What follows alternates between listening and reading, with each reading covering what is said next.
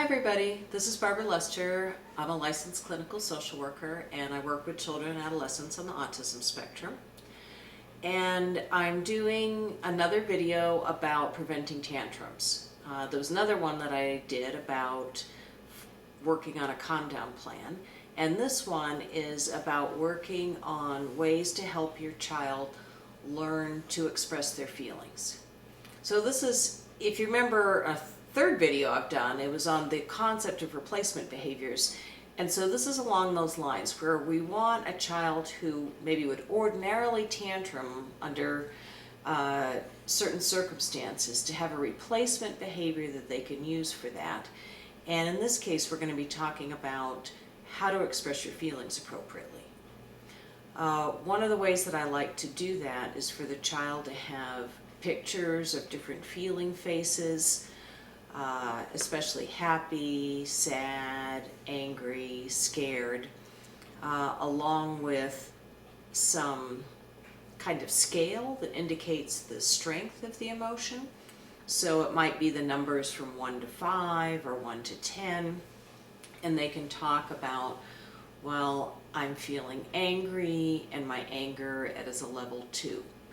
Or a great way to do that would be to have the child draw pictures of an angry face or a sad face, a happy face, a scared face.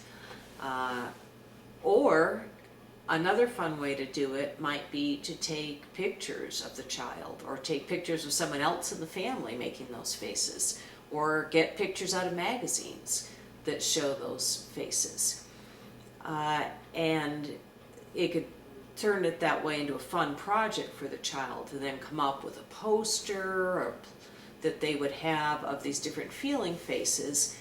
And then when those feelings have been triggered by some event, like maybe they've been told no about something, or they've been asked to do something that they don't want to do, and those are common triggers for a tantrum, and they could go up and point to the picture to show what their feeling is. Or they could say the word maybe that's written underneath the feeling to say that that's what their feeling is. Now, I want to make clear that just because the child expresses their emotions appropriately, it doesn't mean they're off the hook for whatever it was that triggered the emotion. So let's say they've been asked to do something, just because they're able to go up and point to a picture and say that they feel really angry about that doesn't mean that they shouldn't have to do what they've been asked to do. But what we're training them to do is to be able to express their emotions appropriately, so we would prefer that they do that rather than fall on the floor and kick and scream when they've been asked to do something or hit you. So this helps them learn that they can talk about their feelings, they can be listened to, because we often aren't going to listen to a child's feelings if they're tantruming. They still may need to do what they've been asked to do regardless. And a lot of that will depend on the situation that's involved. So we want to make sure we're not giving in to negative behavior, but we do want to teach children how to appropriately express their feelings. Well, that's it for today.